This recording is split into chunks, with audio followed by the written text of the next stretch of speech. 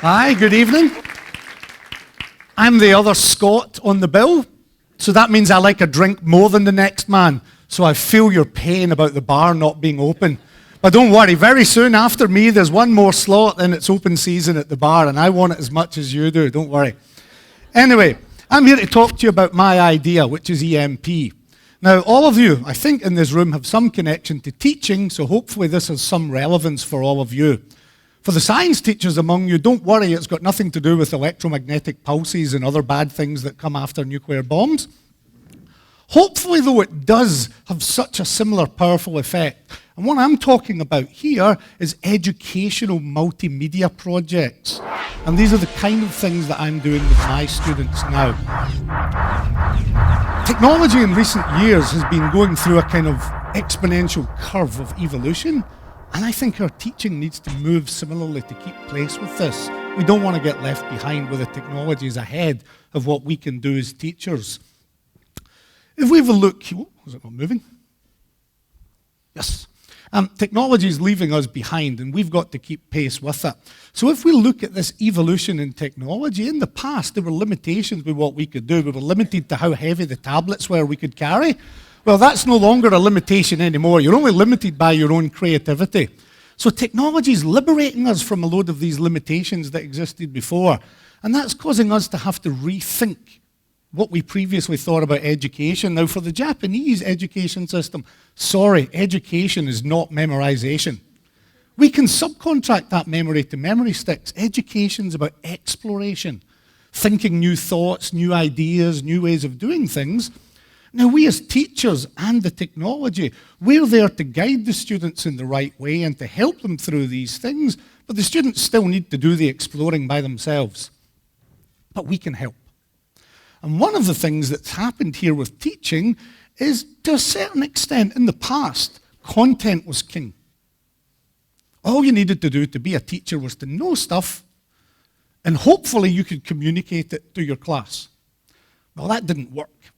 And we know there's loads of teachers who just stood there droning and droning and droning on, lecturers at university droning on. We've all been bored like that at some point, I'm sure. So then along came pedagogy, and things got a little bit better. We now paid attention to the way that we communicated the information from our heads to the heads of our students, hopefully. So there was an improvement. But we were limited with what we could do because of the technology at the time. But what's happened now is technology has improved, and as technology's improved, it's changing the pedagogy. And this sweet spot of where technology, content, and pedagogy comes together, that's where we should be as educators. I'll give you an example. Imagine you had a video on a VCR cassette. You still remember those, I hope. And in the past, we would have wasted a whole class hour playing this to the students in the class, because we couldn't really make 25 or 30 or 40 copies of this to give to the students to take home. Well, with technology now, that same video, we could have a digital copy of that. We could stick it up on Dropbox or Google Drive for educational purposes, of course. And we could share that with the students, and we could assign them the role of watching that at home. This is called flipped learning. So instead of making them suffer in the classroom, sitting in uncomfortable chairs, they can't go to the toilet, they can't have a drink and snacks, hopefully they're paying attention to the video in the classroom, we can flip that so that they can sit in their bean bags or their reclining chairs, have a pizza, a beer if they're older students while they're watching the video at home. You notice beer comes up quite a lot, yeah? From wine comes truth, from beer comes education, yeah? So hopefully they're going to take this information in more when they're watching it at home. Then when they come back into the classroom, we're there with them to start doing the creative stuff because they've already done the memorization stuff at home when they've watched the video. So this means then that we can take the students' ideas in the classroom, their thinking in the classroom, and we can kind of guide it a little bit. And what we're doing is we're taking the basic ideas, this acorn of their idea. It might be that they've just got an idea for something they'd like to do some research on. And we show them how to do the research. We help them write a paper. From the paper, they might produce a slideshow. From the slideshow, it could be a video. We could make it a website. And before you know it, their idea's grown up into a much bigger thing. They could even end up with a book out of this. So this is what I'm meaning by the EMP, the Educational Multimedia Projects. This is the kind of stuff I'm doing with my students. Now, there are some problems. The first thing is when they go online, very quickly they encounter this. Vroom. They're overwhelmed with information. The internet's a big, scary place. And there's loads of information out there. And very soon they get this information overload. They don't know what to trust, where to find it, what's good quality, what's bad. And this is part of the project that we have to teach them. We have to teach them how to do these things. We have to teach them how to find their information, how to separate the wheat from the chaff, how to weigh the information up, decide what's useful and what isn't, and more importantly, to focus right in on the things that they need to focus on for the tasks that they've got. And this is the kind of stuff we should be teaching them. Process and product. But lots of classes aren't really doing this, and we need to teach them how to make sense of all this. So how does this work in principle? First and foremost, we have to teach them how to search for information. It's not enough to just say, put the keywords in Google and press enter and hope for the best. They need to know about Boolean operators. They need to know about searching for images by color, doing patent searches, and all the myriad different ways there are of finding information. We also need to teach them how to capture that information, because if we don't, they're going to be repeating the search every time they need to find it. So we've got to teach the capture strategy. We've also got to teach them how to store the information. Don't just dump it all on the desktop. You'll have a nightmare trying to find it when all your files are in the one place. So we need to teach efficient storage strategies. And most importantly, we need to teach them how to use the technology to share. For the Japanese education system, this is a hard sell.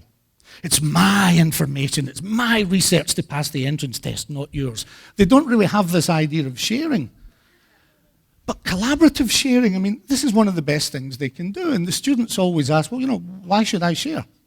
Well, because by sharing, you're bringing in perceptions for other people which are different from yours. Look here. Some of you can probably see these little domes that stick out. Some of you actually see it as holes that go in. We have two different sets of minds at work that see two different things. If we don't share, we're only seeing half the picture. But by sharing, we're bringing in different perceptions. If I hold my hand up here, and the people on this side of the room, if I ask them how many fingers I'm holding up, they don't know. But the people on the other side of the room can see I'm holding up two very easily, because their perception, their viewpoint is different. And by sharing and comparing notes, we get a greater whole. So this idea of sharing, it brings in a richness and a depth to the projects that wouldn't be there if they were individual projects.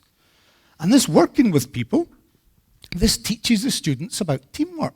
And they need to know about teamwork in their future, because they're going to have to work in teams when they get a job. Even if they end up being a teacher, they're going to have to work with other teachers in teams to design a curriculum or a syllabus. So they need to know this. And the teamwork leads to production. And this production, this is the key thing that I'm emphasizing in EMP. It's producing something at the end of it, rather than just the memory of standing giving a presentation in the class. So what does my EMP get the students to produce? First of all, they produce a paper, and it's collaboratively edited. So each student is reading each other. It's really easy to do that using Google Docs. They then make a slideshow of this presentation to go with the paper. And the slideshow can be collaboratively produced in teams. They then screencast record it and narrate their voice on top, and we stick that up on YouTube. Then from YouTube, we can take the video, we can take the slideshow, we can take the paper, and we can embed them all on a website, which the students have made and designed. And at the end of it, they've got a project website to show to people, their family, their co-workers, fellow students, whoever it is, however far down the line, they've produced something. And they've gone through the process of producing. And that's learning. Learning taking place. Hello, we're teachers. That's what's supposed to happen. Now, the last thing I'm going to say about this process, and this is connected to what I call the 4 C's, we can see here, they're connecting with other students, they're communicating, they're collaborating, and most importantly, they're creating. And that's what we should be doing in all of our classes, and these EMPs are a great vehicle for doing this. So, getting near the end, this is what I think about teach. The T should be for technology. The E is for education. The A is for academia. The C is for creativity. And the H is here. We should combine them all here. Now, this means that we need to teach digital information and multimedia literacy to our students, and we need to teach it now. There's preparing these students for their future by teaching them the way that we were taught in the past isn't going to work. So we need to really, really rethink what's going on here. And this is the one thing I hope as teachers that you take away from this, that this is what we really need to deal with. And with that note, I'm done, and we're only one presentation away from the bar. Thanks.